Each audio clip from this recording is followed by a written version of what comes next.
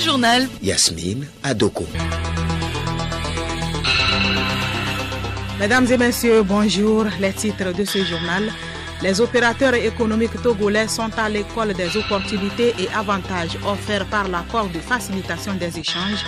À l'initiative de la Chambre du commerce et d'industrie du Togo, les acteurs du secteur privé sont en formation depuis ce matin à Lomé. Début ce mardi d'une opération foraine d'établissement de la nationalité togolaise aux étudiants de l'université de Lomé. C'est pour faciliter aux étudiants la procédure d'obtention de cette pièce d'identité. Législative du 28 avril prochain au Bénin, l'Union sociale libérale rassure le peuple que l'opposition reste toujours unie, même dans la diversité. Le parti de Sébastien Ajavon invite les uns et les autres à travailler autour de l'opposition pour une victoire écrasante à ce scrutin. Et puis sport, deuxième jour du stage à Lomé des entraîneurs de tennis de niveau 1. Les formateurs abordent ce mardi les notions du play ST.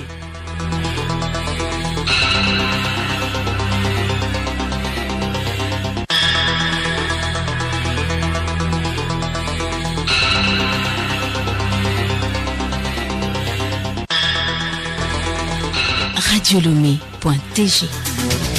Bienvenue à tous. Mise en œuvre de l'accord de facilitation des échanges au Togo, la Chambre du commerce et d'industrie du Togo outille les opérateurs économiques sur les avantages de cet instrument devant booster le commerce sur le plan international.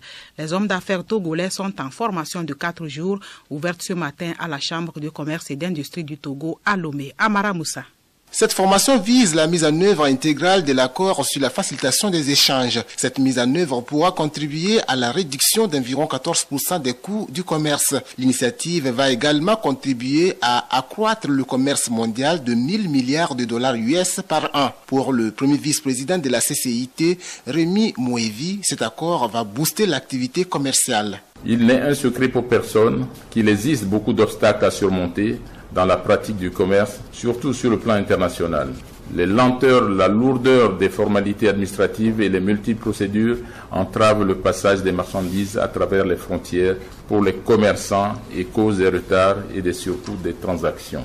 La facilitation des échanges, c'est-à-dire la simplification, la modernisation et l'harmonisation des processus d'exportation et d'importation, est donc devenue une question fondamentale pour le système commercial mondial.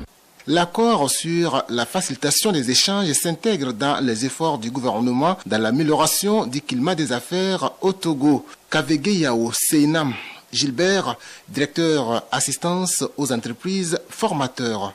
La relation entre l'amélioration du climat des affaires et cet accord, c'est que aujourd'hui vous pouvez importer facilement et exporter facilement. Un jour perdu à la douane ou à la frontière ajoute 1% à la valeur de la marchandise. Du coup, ça permettra d'avoir les produits à moins de coût et ceux qui exportent n'auront plus beaucoup de frais à exporter. Cela va améliorer l'économie et ceux qui sont réellement dans l'économie pourront tirer bénéfice. C'est le directeur du commerce extérieur Batiassi Kachali qui a représenté le ministre en charge du secteur privé à cette rencontre. Il s'est félicité de l'engagement des autorités togolaises dans la facilitation des échanges commerciaux avant de revenir sur les initiatives au programme de l'année 2019. L'accord sur la facilitation des échanges prévoit aussi des mesures permettant d'assurer une coopération effective entre les douanes et les autres autorités compétentes sur les questions de facilitation des échanges et du respect des procédures douanières. Une tournée de formation à l'endroit des organismes présents aux frontières, couplée d'une mission de suivi du fonctionnement du guichet unique, seront organisées au cours de cette année 2019. L'accord sur la facilitation des échanges a été conclu en 2013 à Bali, en Indonésie, puis rentré en vigueur le 22 février 2017. Il est pris en compte par le nouveau Code togolais des douanes. Opération foraine d'établissement de la nationalité togolaise aux étudiants de l'université de Lomé. Le lancement des activités a eu lieu ce mardi à Lomé. une initiative de l'Université de Lomé en collaboration avec le ministère de la Justice. Abidé Singbe. Cette opération foraine de 3 jours permettra à plus de 500 étudiants de se faire délivrer la nationalité togolaise. Une initiative saluée par Madame Koboyo Tchamdjak Pacham, magistrat directrice du sceau de la nationalité de l'identité civile.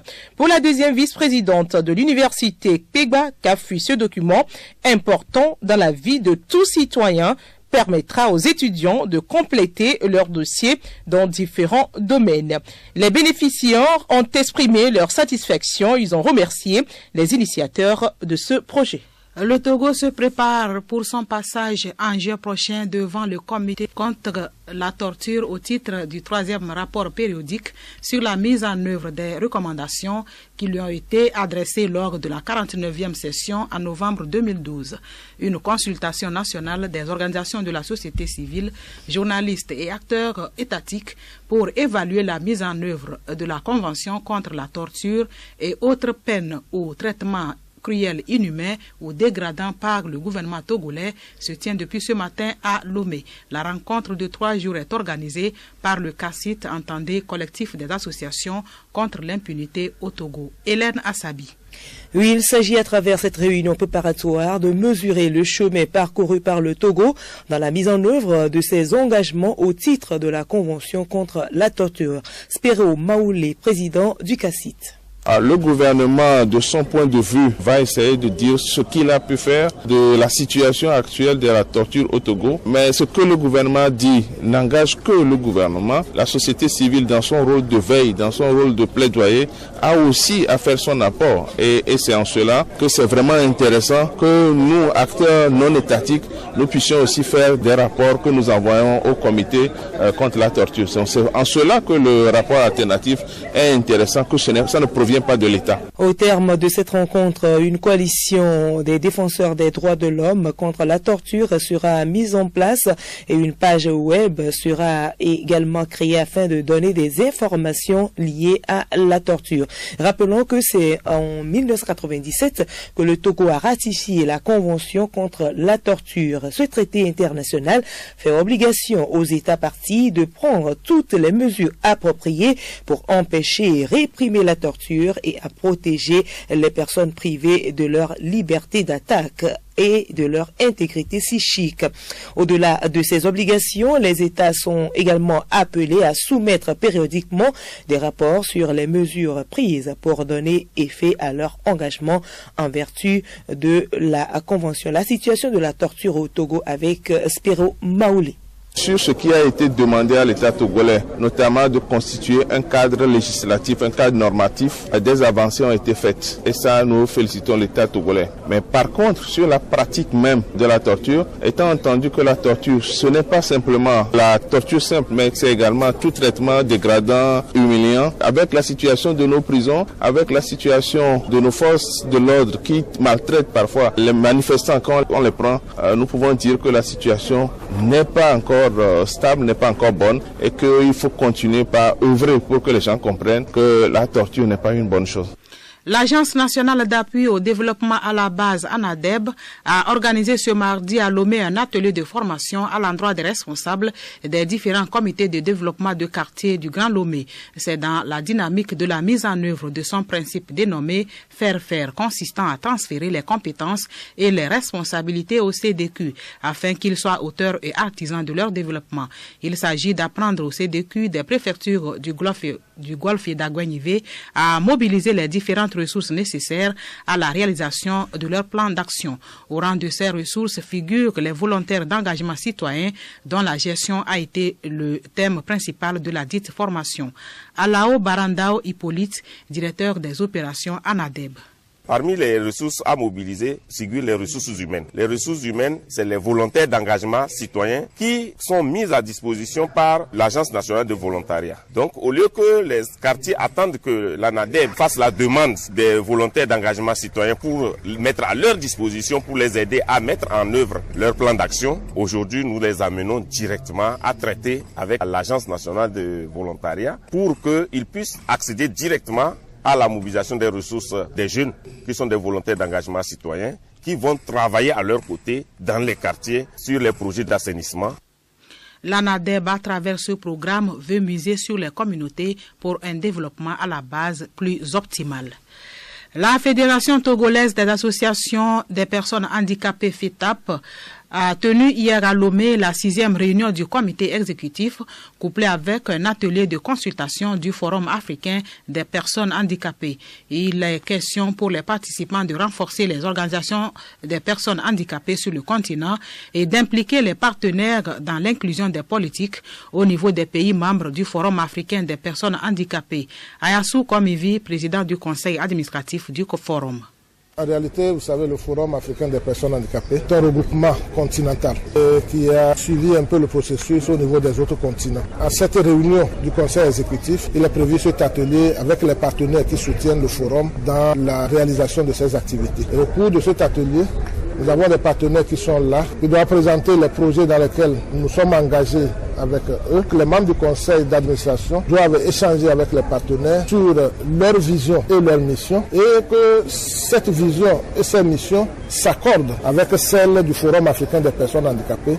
Pour Idriss Mega, président de la fédération, il est surtout important d'unifier et d'amplifier la voix des personnes handicapées, de leurs familles et des organisations au niveau national, régional et international.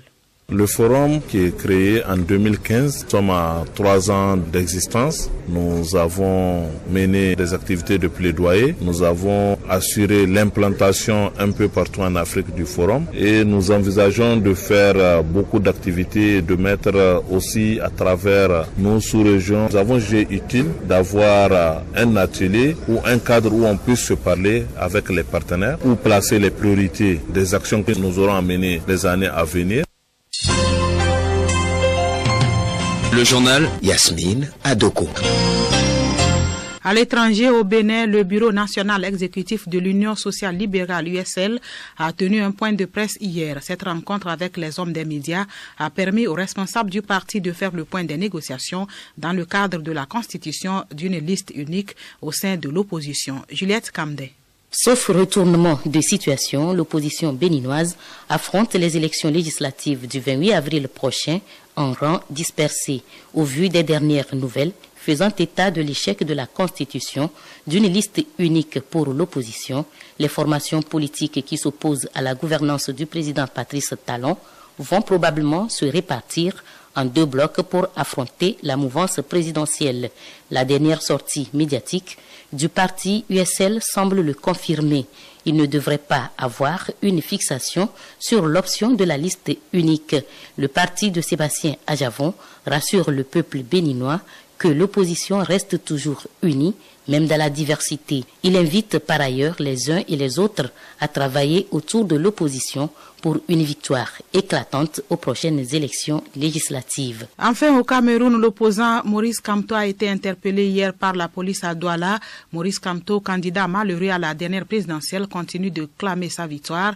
Il était apparu au cours d'une marche samedi soir pour dénoncer un hold-up électoral et appeler ses sympathisants à poursuivre la mobilisation. 117 personnes avaient été interpellées sur l'ensemble du territoire camerounais. Selon le ministre de la Communication, les personnes interpellées sont accusés d'avoir proféré des revendications infondées. Pour le ministre de l'administration territoriale, le parti de Maurice Kamto, le MRC, s'expose à la suspension provisoire ou définitive si les indices concordants de troubles à l'ordre public sont établis.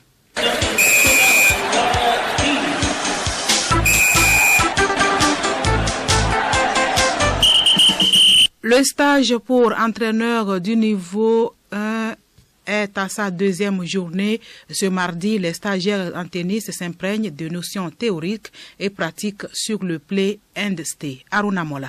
Les stagiaires entraîneurs de niveau 1 ont suivi des vidéos pour avoir une idée du format compétition du play and stay, des balles rouges, oranges et puis vertes.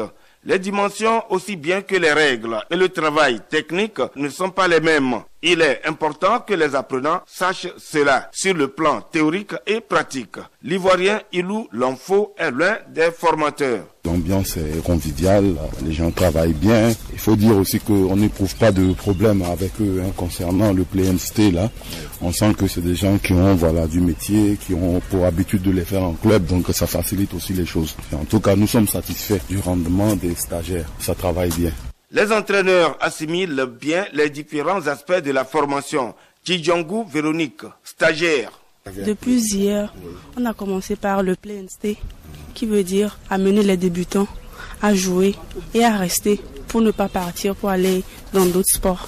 Il faut les amener à s'amuser, à se divertir et à voir l'importance du tennis. Les 3 premiers jours sont consacrés au Play and Stay et c'est à partir du 4e jour qu'on aura la formation proprement dite du niveau 1. Changeons de discipline, allons maintenant aux États-Unis avec la NBA. Golden State a terminé ce lundi un fructueux voyage de 5 matchs à l'extérieur par une victoire incontestée à Indiana, 132-100, étirant à 11 sa série de succès consécutifs, record de la saison NBA. Et bien sûr, Stephen Curry a opposé sa patte avec 26 points, 10 tirs réussis sur 13, dont 6 paniers à 3 points. Devenant le premier joueur de l'histoire de la Ligue nord-américaine de basketball à réussir au moins 200 paniers primés lors de 7 saisons successives.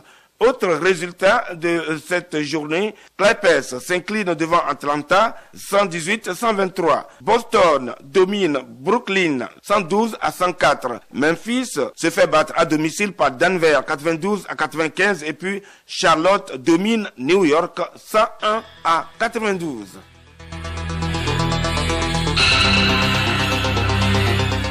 Cette édition s'achève. Retenez pour l'essentiel que les opérateurs économiques togolais sont à l'école des opportunités et avantages offerts par l'accord de facilitation des échanges. À l'initiative de la Chambre de commerce et d'industrie du Togo, les acteurs du secteur privé sont en formation depuis ce matin à Lomé. Merci d'avoir suivi le journal.